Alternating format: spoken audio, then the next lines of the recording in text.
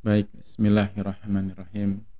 Assalamualaikum warahmatullahi wabarakatuh. Alhamdulillahirabbil alamin. Kita kembali kuliah psikologi Islam. Sesi yang berikutnya kita akan bicara tentang paradigma psikologi Islam. Paradigma psikologi Islam terutama dalam konsep fitrah. Maka mohon didengarkan baik-baik karena ini konsepnya harus dipahami secara pelan-pelan agar nanti bisa memahami konsep fitrah ini secara syumuliyah, secara keseluruhan. Sebagaimana kita pernah sampaikan di awal-awal perkuliahan tentang apa sih yang membedakan psikologi Islam dengan psikologi yang lainnya atau psikologi dari barat, kita sudah jelaskan di awal. Dan konsep fitrah ini atau paradigma yang ini adalah paradigma fitrah ini adalah paradigma yang akan tampak jelasnya letak bedanya antara psikologi Islam dengan psikologi barat.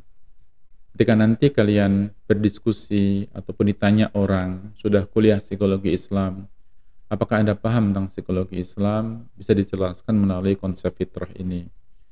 Karena fitrah inilah yang dimiliki oleh Islam, yang tidak dimiliki oleh orang-orang di luar Islam. Konsep inilah yang menjadi titik pembatas yang jelas antara psikologi Islam dengan psikologi barat.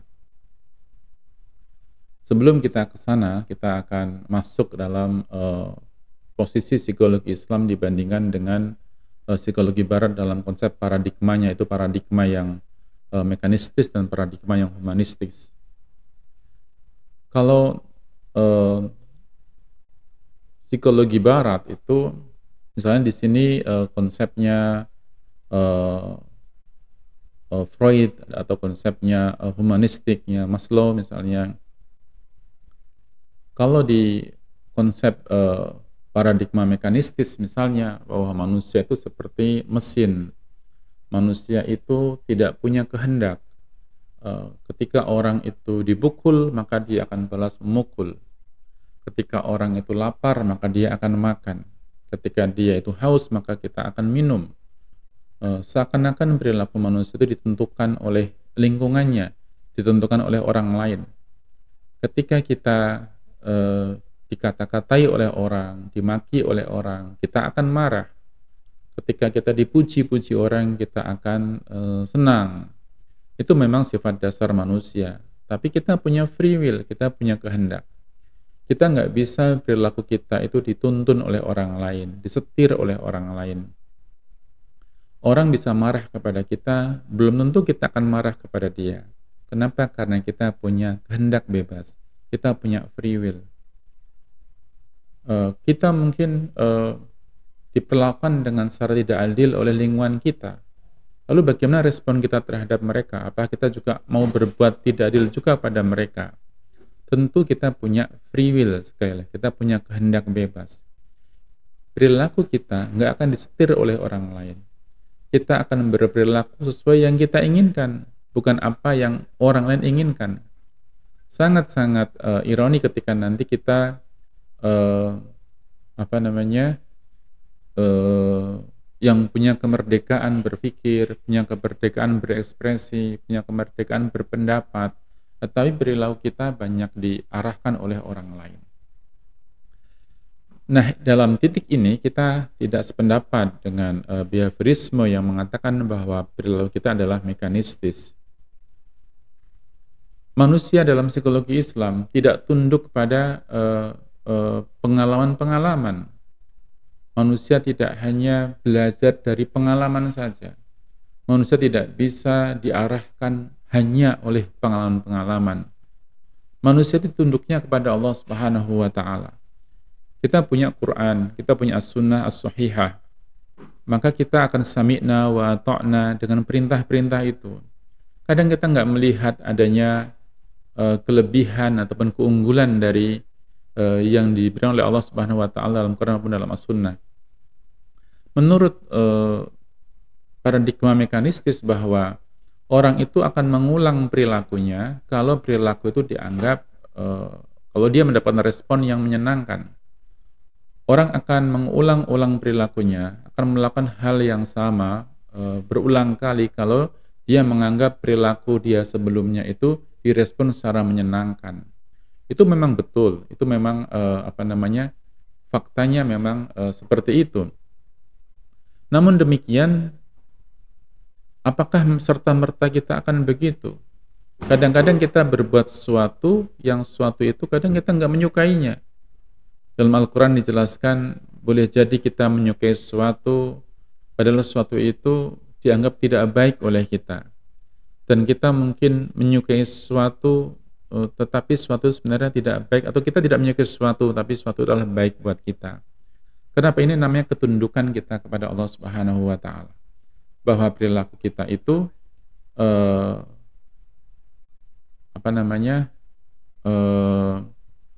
sesuai dengan apa yang ditentukan oleh Allah Subhanahu wa Ta'ala. Sebagaimana nama Islam itu sendiri, kita berserah diri kepada Allah. Kita menyerahkan diri kita untuk diatur oleh Allah. Kita pun karena kita tidak memiliki diri kita lagi, maka kita menyerahkan semuanya kepada Allah. Dalam surah At-Taubah misalnya ayat 111, Allah Subhanahu wa Ta'ala berfirman, a'udzubillahi minasyaitonirrajim, innallaha ashtara minal mu'minina anfusahum wa amwalahum bi anna lahumul jannah. Sungguhnya Allah Subhanahu wa Ta'ala telah membeli diri orang-orang yang beriman. Jadi telah dibeli apanya? Harta dan jiwanya oleh Allah Subhanahu wa Ta'ala, bi anna lahumul jannah, ditukarnya dengan jannah. Kalau kita telah dibeli oleh seseorang, telah dibeli oleh Allah Subhanahu wa Ta'ala, maka kita sudah nggak memiliki diri kita lagi. Nah, ketundukan kita itu tidak semata-mata karena dipuji oleh orang, karena kita dikuatkan oleh orang, tapi kita tunduk pada aturan-aturan, tunduk kepada kehendak Allah Subhanahu wa Ta'ala. Itu perbedaan yang sangat tajam. Bahwa psikologi Islam itu menjadikan Allah Subhanahu wa Ta'ala sebagai subjek dalam segala hal, sedangkan kita adalah objek yang melakukannya. Namun demikian, kita bukan berarti kita itu pasif, tidak melakukan upaya-upaya.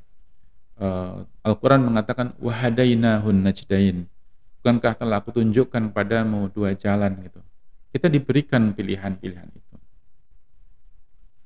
Kemudian menurut psikoanalisa misalnya, pengalaman-pengalaman masa lalu itu ya tidak berguna lagi. Kita pernah mendengar pepatah sesal kemudian tiada berguna. Dalam konteks tertentu, pernyataan tersebut ada benarnya. Tetapi tidak semua pengalaman penyesalan tidak berguna. Penyesalan itu juga kadang-kadang juga berguna agar kita tidak mengulang perbuatan yang salah di masa yang akan datang. Sehingga orang tidak gegabah untuk melakukan itu. Sesal kemudian tetaplah berguna bagi kita, mumpung masih di dunia gitu ya. Kemudian dalam Al-Quran surah tentang bagaimana Allah Subhanahu wa Ta'ala menunjukkan kepada kita pentingnya kita meneropong masa depan. A'udzubillahi minasyaitonirrajim. Ya ayyuhalladzina amanu taqullaha wal tanzur nafsum ma qaddamat lighad. Wahai orang-orang yang beriman, bertakwalah kalian kepada Allah, dan hendaklah setiap diri itu memperhatikan tentang apa yang telah dilakukan di masa lalu untuk masa yang akan datang. Jadi kita tetap merasa perlu melihat masalah yang lalu, perbuatan buruk di masa lalu untuk apa? Untuk bekal kita untuk berbuat pada masa yang akan datang. Ini yang diseru adalah orang-orang yang beriman. Pada bagian ini juga kita melihat sekali lagi bedanya konsep psikoanalisis dengan konsep dalam psikologi Islam. Kemudian dalam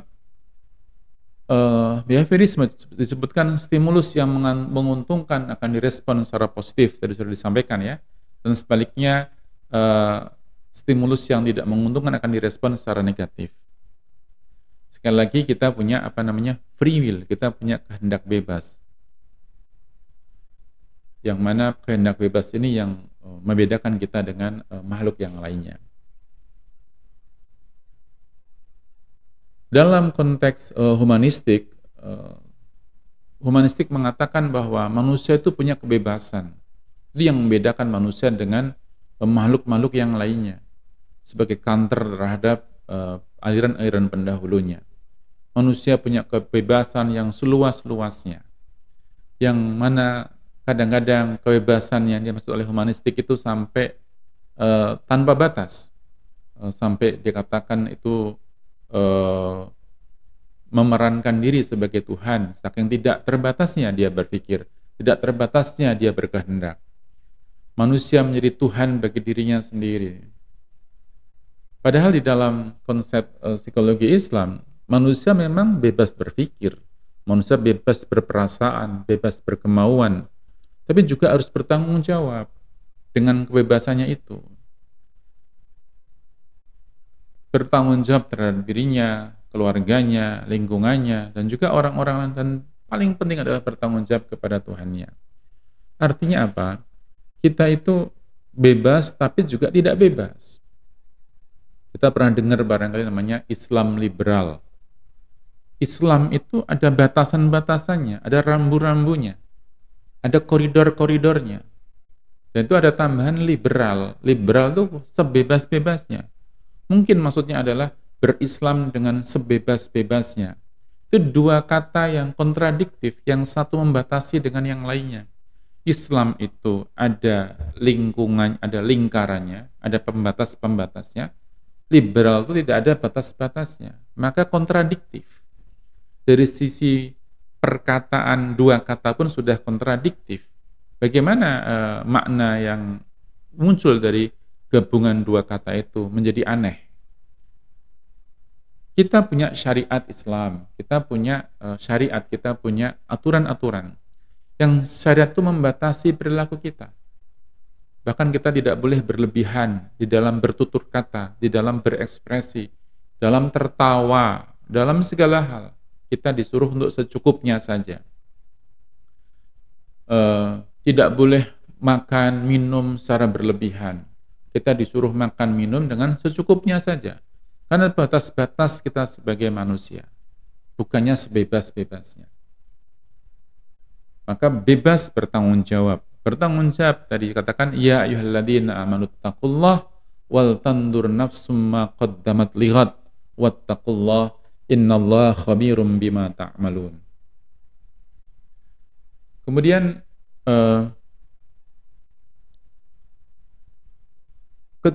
perbedaan-perbedaan inilah yang membedakan konsep psikologi barat dengan psikologi Islam. Bisa dibayangkan seandainya apa-apa yang dapat dari barat itu kita bawa semuanya ke ruang-ruang kelas. Kita sampaikan kepada para mahasiswa tentang apa adanya dari sana. Akan ada kontradiksi dengan Islam. Kita bersyukur kepada Allah. Kita diberikan para pengajar, para dosen, para pendidik yang mereka memberikan filter kepada mahasiswa yang diajarkannya agar mereka tetap terjaga dengan baik akidahnya, terjaga dengan baik tauhidnya, terjaga dengan baik agamanya, agar mereka tetap belajar ilmu psikologi tetapi tanpa melenceng dari akidah Islam. Nah, bertolak dari sana, kita mulai memahami bahwa beda ya antara psikologi Islam dengan psikologi Barat. Perbedaan-perbedaan itu sangat tampak dalam beberapa aspek yang sangat mendasar. Kalau kemarin saya menjelaskan tentang konsep atribusi misalnya, atribusi yang kita kenal dalam psikologi Islam ada dua jenis atribusi internal, atribusi eksternal. Bahwa suatu perilaku disebabkan oleh predisposisi internal dan predisposisi eksternal. Padahal kita sebagai seorang muslim mengakui adanya qada dan qadar, bahwa sesuatu yang terjadi pada kita tidak pernah lepas daripada kehendaknya Allah Subhanahu wa taala. Kita sebut dengan takdir. Sehingga takdir ini menunjukkan kepada kita atribusi tidak hanya internal diri kita, eksternal orang lain ataupun lingkungan saja. Tapi bagaimana ada atribusi transendental di mana Allah Subhanahu wa taala itu berperan sangat signifikan dalam kehidupan kita. Eh, Kemudian di dalam paradigma fitrah atau fitrah, manusia itu sekali lagi ya bebas untuk menentukan kehidupannya sendiri. Namun juga tadi bertanggung jawab. Nah, tanggung jawab manusia itu terhadap siapa? Terhadap tiga komponen, yaitu bertanggung jawab terhadap eh, dirinya sendiri, bertanggung jawab kepada alam sekitar, ataupun bertanggung jawab kepada masyarakat, dan bertanggung jawab kepada Allah Subhanahu wa Ta'ala. Termasuk tanggung jawab kita terhadap lingkungan alam sekitar adalah apa? Ya, menjaga, merawatnya dengan baik. Kita menjaga lingkungan kita, menjaga rumah kita, menjaga keluarga kita, menjaga halaman kita. Kita rawat dengan sebaik-baiknya. Alam sekitar yang indah, bagaimana kita bisa memperindahnya, bukan malah meruwetkannya. Gitu. Dan tanggung jawab pada diri sendiri apa? Ya, beribadah kepada Allah dan beramal soleh. Banyak perintah-perintah dalam Al-Quran. Misalnya dalam surah An-Nahl ayat 97, Man amila soliham min dzakarin aw unsa wa huwa mu'min falanuhyiyannahu hayatan thayyibah. Man amila soliha, barang siapa yang beramal soleh, min dzakarin aw unsa, baik itu laki-laki maupun perempuan, wa huwa mu'min, dan dia dalam keadaan beriman, falanuhyiyannahu hayatan thayyibah, akan dikaruniakan kepadanya kehidupan yang baik. Ini tanggung jawab kita sebagai seorang muslim, tanggung jawab pada diri sendiri, yaitu kita itu beramal soleh dan juga beriman kepada Allah Subhanahu wa Ta'ala, atau beriman kepada Allah dan kita pun beramal soleh. Kemudian yang ketiga adalah tanggung jawab kepada Rabb-nya, bertanggung jawab pada Allah Subhanahu wa Ta'ala. Kemarin kita diskusi tentang konsep altruism. Apa itu altruism? Yaitu orang menyebutkannya secara mudah, menolong tanpa pamrih. Mungkin konsep ini cocok kalau digunakan di Barat, tetapi dalam Islam apakah cocok? Orang Barat bisa menolong tanpa pamrih, nggak ada pamrih apapun. Tapi kita seorang Muslim diajarkan, ketika kita menolong orang lain, kita pamrihnya apa? Mencari ridhonya Allah Subhanahu wa Ta'ala. Pamrihnya apa? Mendapatkan pahala yang banyak, mendapatkan ridho dari Allah Subhanahu wa Ta'ala. Ridho adalah pamrih kita di hadapan Allah. Pamrih yang dianjurkan adalah pamrih di hadapan Allah Subhanahu wa Ta'ala. Ya akan tanpa ikhlas, karena ikhlas itu bukan berarti tanpa pamrih, ya ada pamrihnya, pamrih di hadapan Allah. Nah, maka konsep ikhlas ini secara sepintas mungkin disamakan dengan altruism, tetapi ikhlas di sini beda dengan altruism. Dan inilah tanggung jawab seorang hamba kepada Rabb-nya.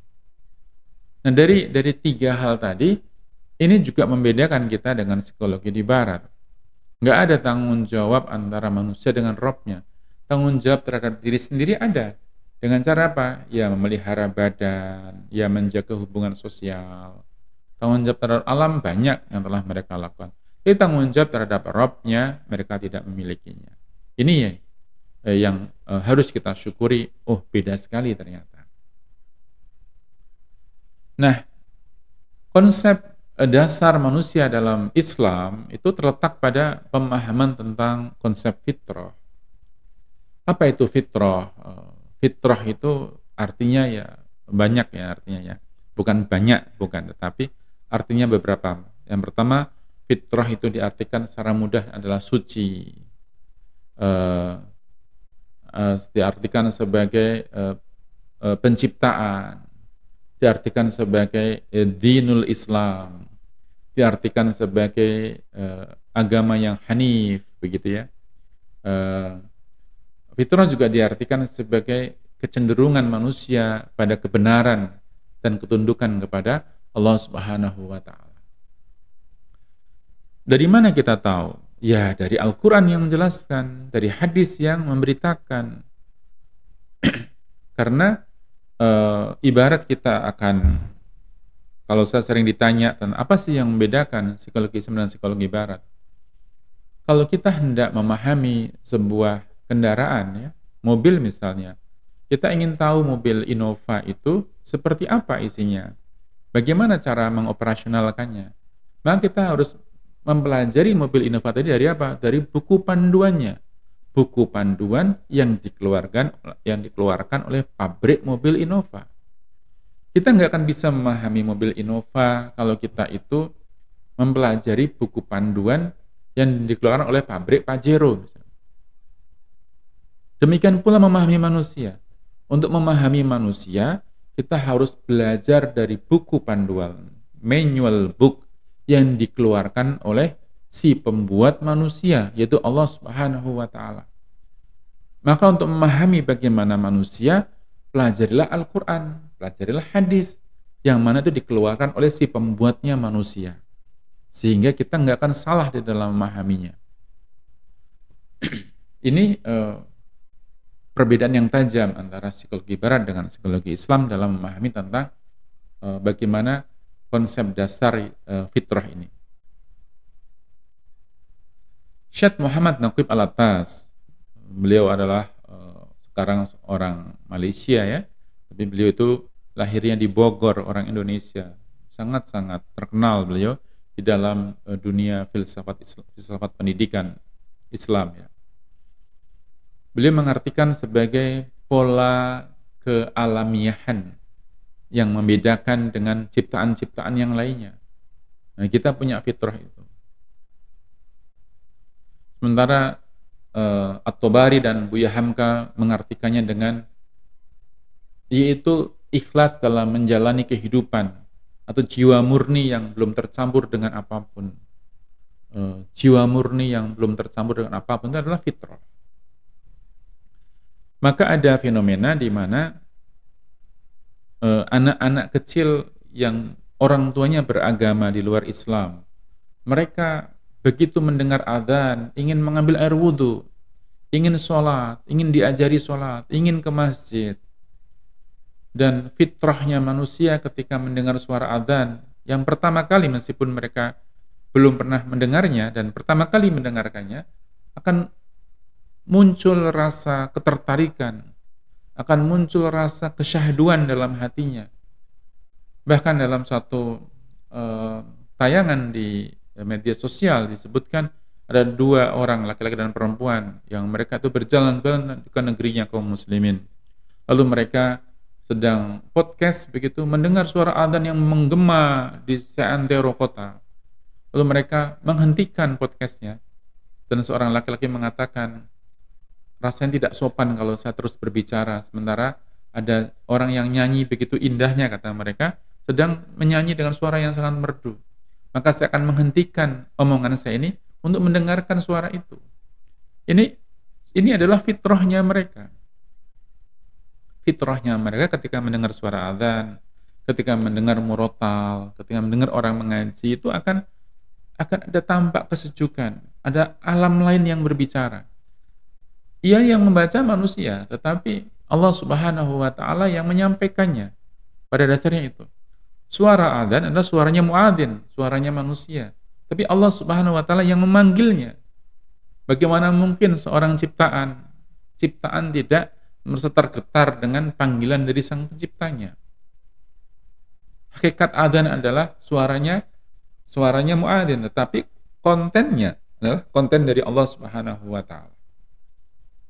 Maka kita yang seorang muslim ketika mendengar suara adzan disunahkan untuk menjawabnya. Allahu Akbar, kita menjawab Allahu Akbar.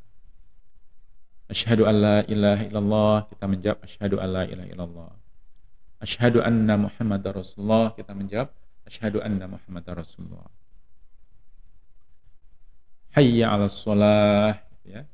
Kita bisa dengan dua hal, yaitu hayya 'alas shalah atau la haula wala quwwata illa billah sampai selesai. Ini dalam hal menjawab seruan adzan. Setelah itu apa? Apakah hanya menjawab saja, kita nggak mengapa-ngapain gitu? Ya tidak. Buru-buru kita segera ambil air wudhu, kita berangkat ke masjid, ke suara adzan tersebut. Ini fitrahnya kita tertuju kepada kebenaran, tertuju kepada sebagaimana Allah Subhanahu wa taala membuatnya, mengemasnya, sehingga kita itu akan condong kepada seruan-seruan tersebut.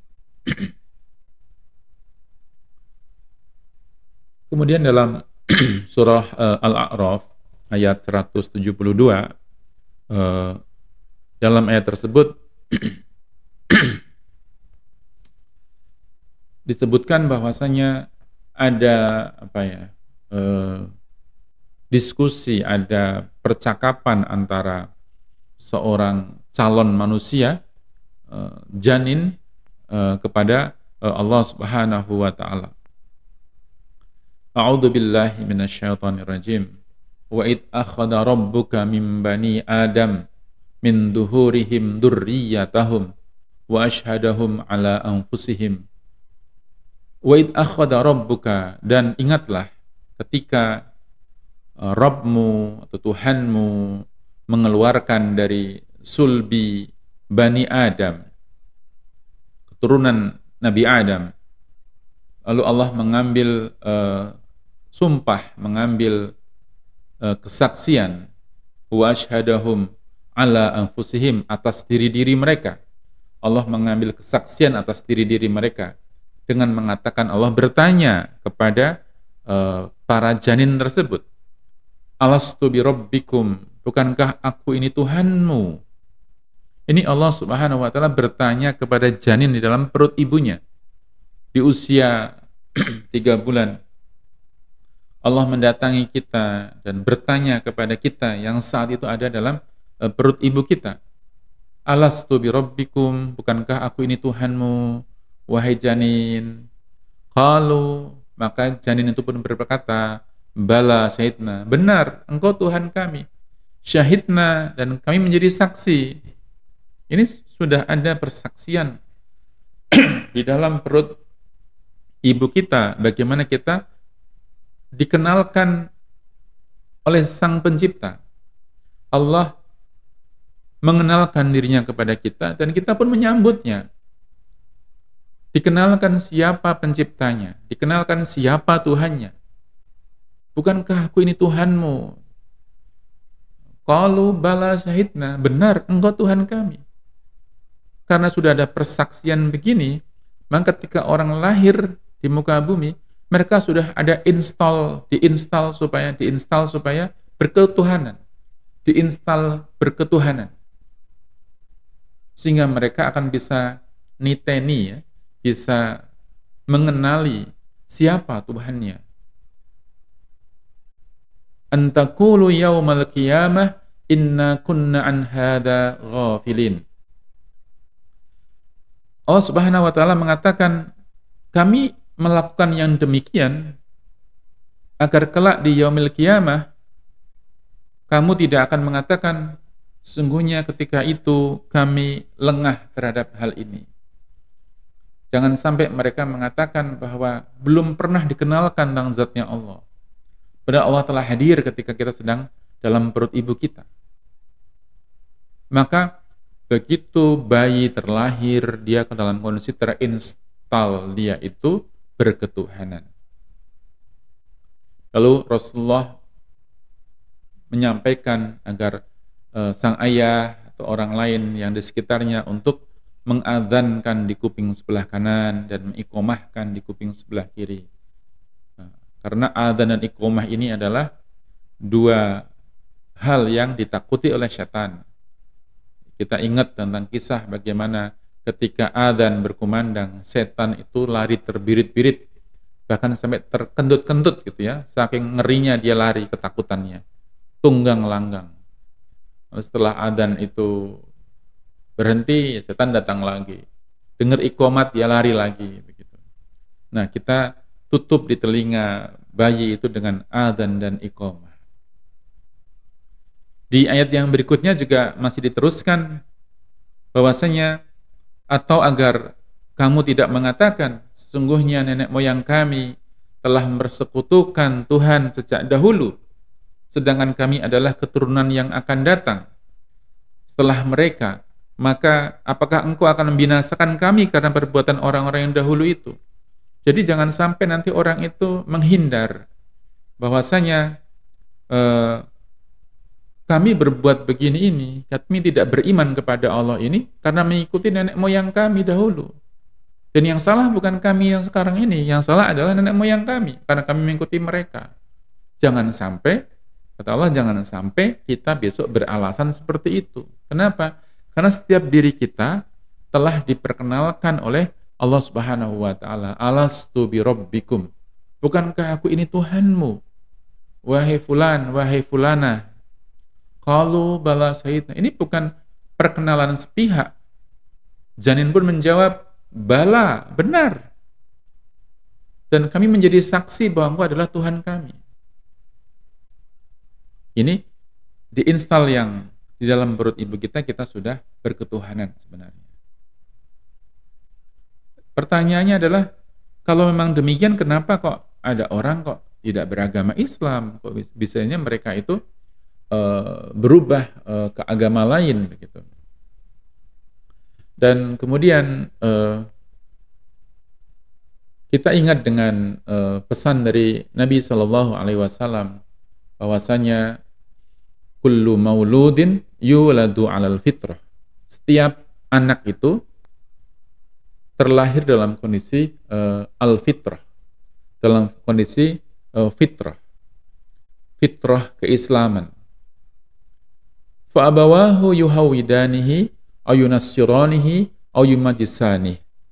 Maka kedua orang tuanya lah yang menjadikan dia menjadi beragama Yahudi, beragama Nasrani, dan beragama Majusi. Padahal mereka terlahir dalam kondisi Islam. Orang tuanya lah yang mendidik mereka menjadi beragama Nasrani, beragama Yahudi, beragama Majusi. Maka kalau ada orang dari agama lain, dari pemeluk agama lain, masuk ke Islam, itu namanya dalam bahasa Inggris namanya turn to Islam, kembali kepada Islam. Bukan baru masuk Islam, bukan, kembali kepada Islam, karena dulunya adalah pernah Islam. Kembali menjadi Muslim, karena pernah menjadi Muslim. Dia itu lahir dari orang tua yang berzina, anaknya adalah Islam, anaknya suci, anaknya bersih. Yang berdosa, yang haram, orang nyebutnya anak haram itu tidak ada, yang ada adalah orang tua haram. Orang tuanya lah yang berbuat dosa, anaknya tidak. Maka tidak ada dosa turunan di dalam Islam.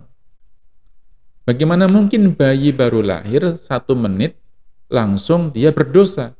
Perbuatan dosa apa yang mereka lakukan? Nggak masuk dalam logika kita bagaimana bayi baru lahir berdosa. Bayi baru lahir dalam kondisi suci, bersih. Dalam kondisi fitrah. Dalam psikologi kita kenal namanya tabula rasa, yaitu manusia terlahir sebagaimana meja lilin yang berwarna putih, bersih, tanpa noda. Kemudian fitrah ini bisa kita simpulkan yang membedakannya dia itu beragama Islam dan tidak beragama Islam. Semuanya beragama Islam, karena fitrahnya itu adalah fitrah berketuhanan. Nah, fitrah berketuhanan ini berimplikasi pada semua aspek kehidupan, termasuk dalam pandangannya, sikap-sikapnya, perilakunya, serta prinsip-prinsip dan nilai-nilai kehidupan. Memandang segala sesuatu itu kayak kita berpuasa sekarang. Puasa itu menuntun kita untuk jujur. Kalau waktu kecil mungkin ya, kita wudhu itu berkumurnya 3 kali, tapi yang keluar hanya 2 kali begitu. Karena kita nggak jujur pada waktu itu, merasa nggak ada yang melihat. Tapi ketika kita dewasa seperti ini, sudah mahasiswa, ya maka kita akan jujur. Karena jujur inilah yang mendukung pandangan-pandangan kita sebagai seorang muslim. Kita tahu tentang rukun Islam.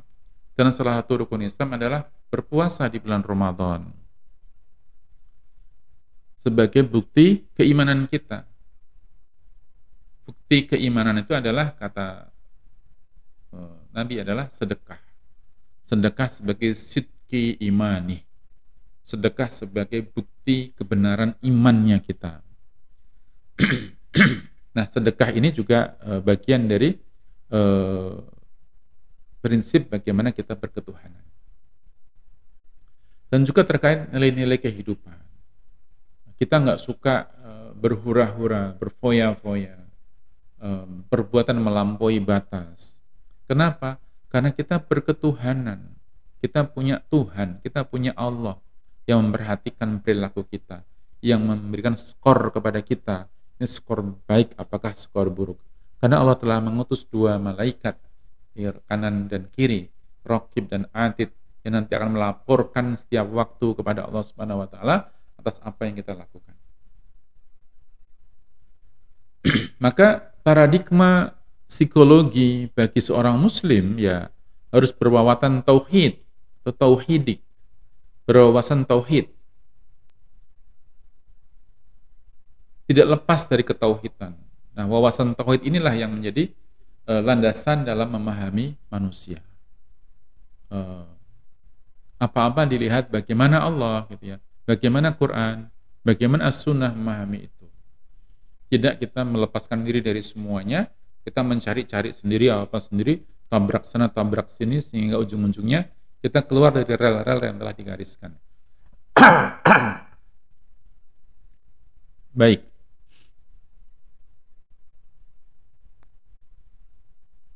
Ada pertanyaan sampai di sini barangkali? Ya, silakan, Mas.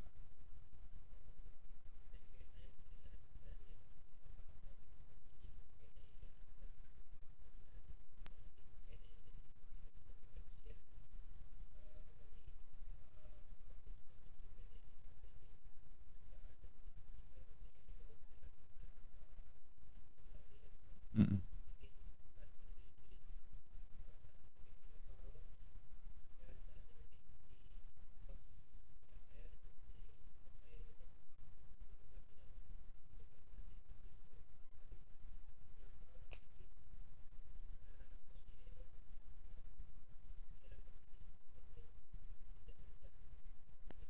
Mm.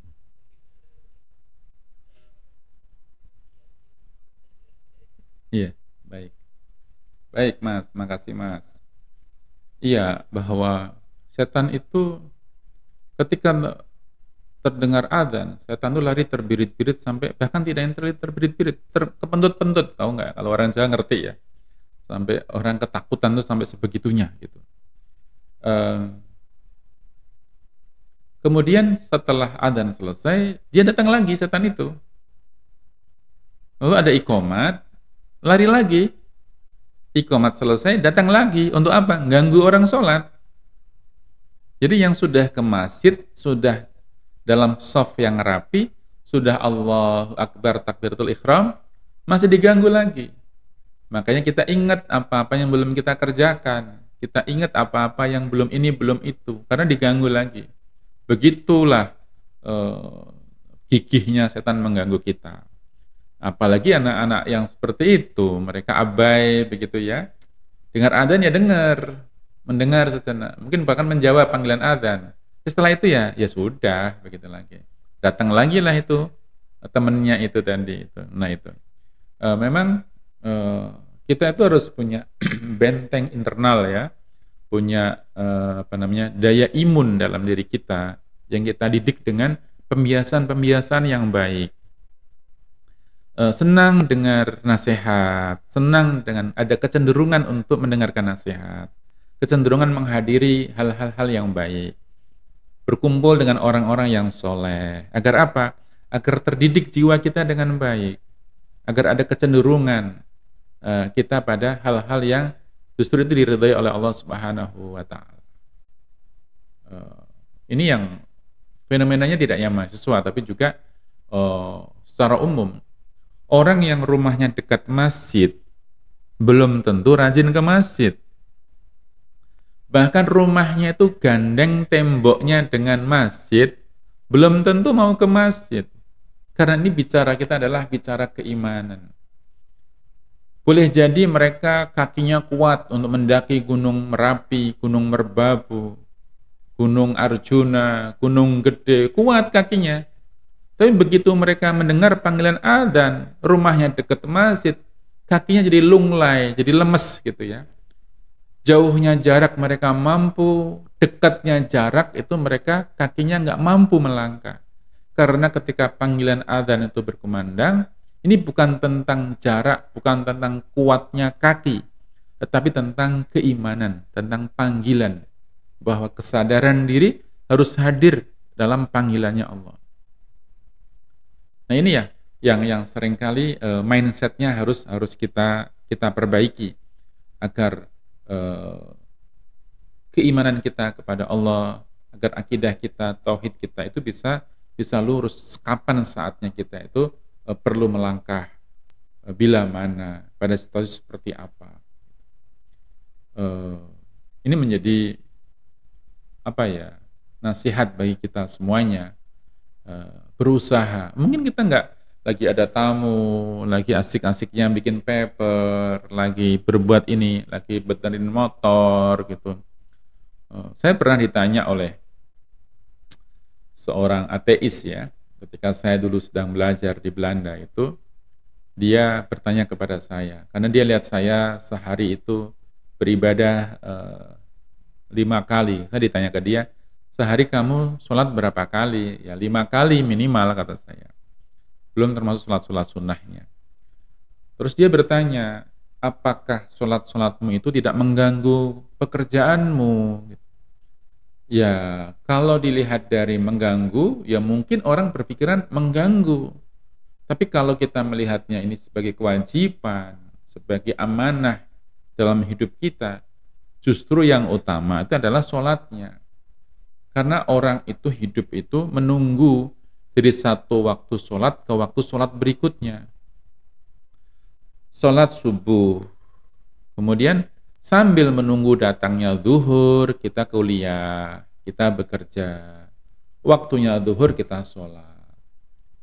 Kemudian sambil menunggu waktu asar datang, kita masih bekerja lagi. Kemudian setelah asar, sambil menunggu maghrib, kita pulang ke rumah dulu, beraktivitas ini itu, atau istirahat. Sambil menunggu isya, kita baca Quran, kita makan malam. Sambil menunggu subuh, kita tidur. Jadi waktu kita itu adalah dari satu waktu ke waktu berikutnya adalah waktu-waktu ibadah. Wa ma khalaqtul jinna wal insa illa liya'budun. Tidaklah aku ciptakan jin dan manusia kecuali untuk beribadah kepada Allah. Maka kalau teman saya itu bertanya, apakah sholatmu itu tidak mengganggu kegiatanmu? Ya tergantung bagaimana kita memahaminya. Kalau mindset kita mengatakan wa ma khalaqtul jinna wal insa illa liya'budun, maka yang mengganggu itu bukannya sholatnya, tapi pekerjaan yang mengganggu sholat. Begitu Mas. Ya. Baik. Ada yang lain silakan.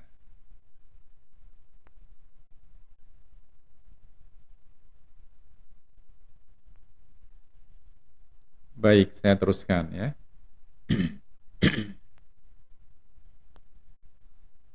Nah, paradigma fitrah itu merupakan paradigma integral dan holistik tentang bagaimana hubungan manusia dengan alam, manusia dengan manusia, manusia dengan Robnya, manusia dengan Allah Subhanahu wa Ta'ala. Jadi paradigmanya paradigma integral dan holistik, bukan paradigma yang sunyi, yang berdiri sendiri. Paradigma fitrah ini bersifat insaniyah dan ilahiyah. Insaniyah adalah ya, kemanusiaan dan juga ilahiyah dan juga ketuhanan. Kalau paradigma di barat ya hanya sekedar insaniyah, laisa ilahiyah, tanpa ilahiyah. Sehingga psikologi barat yang tidak berwawasan tauhid ini membuat kita seorang muslim yang mempelajarinya akan ambigu dalam memahami konsep manusia. Kita akan mengalami gangguan cara pandang terhadap manusia. Tadi misalnya saya sebutkan, manusia pada dasarnya buruk, manusia pada dasarnya membawa dosa, manusia itu perilakunya diarahkan oleh lingkungannya, manusia itu dipenuhi kehidupannya dengan ketidaksadaran. Orang berbuat itu dasarnya tidak sadar. Kalau kita meyakini itu betul, bahaya buat kita. Karena kalau kita sholat tuh harus manusia sadar. Sholat yang tidak sadar tidak diterima oleh Allah. Wala taqrabus sholah wa antum sukaro. Janganlah kamu mendekati sholat dalam kondisi ketika kita nggak sadar. Maka kesadaran menjadi inti kita beribadah. Orang kalau tadi saya katakan adanya ambiguitas pemahaman, maka dia akan mengalami worldview disturbance, akan mengalami kekacauan cara pandang terhadap manusia dan juga dunia secara keseluruhan. Mana yang diprioritaskan dalam hidup itu? Apakah kita semata-mata bekerja mencari uang itu sebagai prioritas utama, ataukah kita beribadah kepada Allah, ataukah ini ataukah itu? Ini prioritas ini pun dipengaruhi oleh cara pandang kita. Maka kita kenal namanya Islamic worldview, jadi cara pandang Islam. Kita butuh cara pandang Islam agar kita bisa melihat manusia sebagaimana dituntunkan oleh Al-Quran dan As-Sunnah. Nanti dalam tugas perkuliahan kan ada konsep-konsep psikologi dalam Al-Quran itu seperti apa, silakan nanti dicari. Mulai sekarang ya, mulai mencari, sehingga nanti ketika presentasi itu bisa menunjukkan, ini loh konsep psikologi dalam Al-Quran, seperti ini, seperti ini, seperti ini. Kita buka Quran kita, agar kita lebih kenal tentang diri kita seperti apa. Dan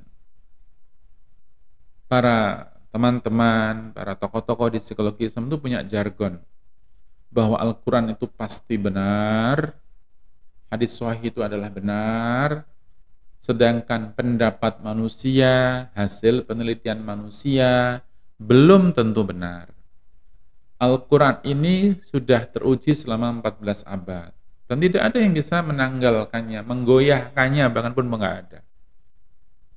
Dan selama 1400 tahun itu nggak tergoyahkan, nggak ada yang bisa, bahkan ditantang oleh Quran sendiri, ada nggak yang bisa menuliskan ataupun mengarang sebagaimana Al-Quran itu?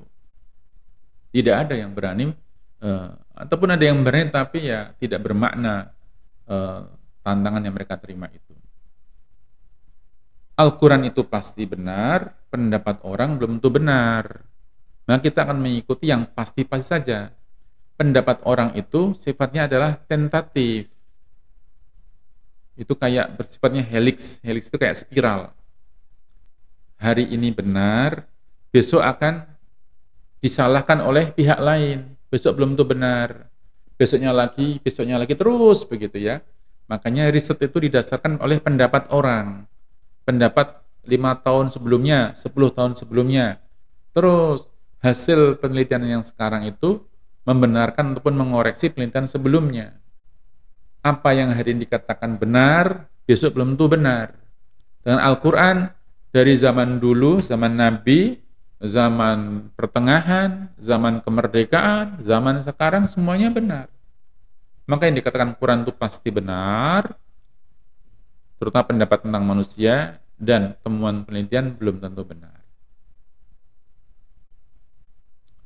Ini perlu dikuatkan kita ini di dalam meyakini kebanggaan kita terhadap diri kita sebagai seorang muslim itu, kita bisa menjunjung tinggi, kita merasa senang dengan agama ini, dan kita akan nguri-uri ya, nguri-uri itu memelihara amanah sebagai seorang muslim ini untuk kita itu bisa tumbuh eee dalam lingkungan kita, dalam keilmuan kita, apalagi fakultas kita ini visi misinya adalah untuk pengembangan psikologi Islam. Jangan hanya menggunakan cara berpikir psikologi Islam ketika mata kuliah psikologi Islam saja, juga dalam mata kuliah yang lain. Diskusikan dengan para dosen yang mengajar ketika mengajar psikologi kepribadian, psikologi perkembangan, psikologi barat, psikologi timur, psikologi apapun, tanyakan bagaimana Quran menjelaskan tentang itu. Itu kalau dalam Islam disebut dengan apa? Kok penjelasannya seperti ini? Di Quran dan hadis kok begini? Bagaimana Anda menjelaskan itu? Nah, ini harus dibawa ke ranah sana. Sekali lagi, jangan hanya dibatasi pemahaman tentang psikologi Islam itu hanya dalam mata kuliah psikologi Islam, tapi juga di dalam mata kuliah yang lainnya. Agar apa? Karena nanti pada suatu saat mata kuliah psikologi Islam itu mungkin tidak akan ada lagi.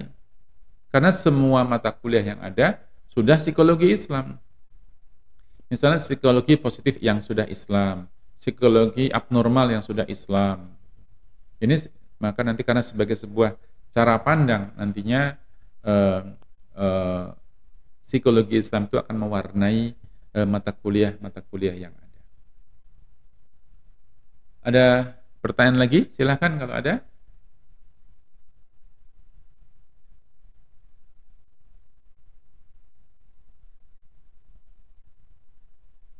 Ini konsep fitrah ya. Dipahami, direnungkan, eh, jangan hanya disimpan dalam pikiran. Pikiran kita itu sangat sangat lemah. Hari ini ingat, besok sudah lupa.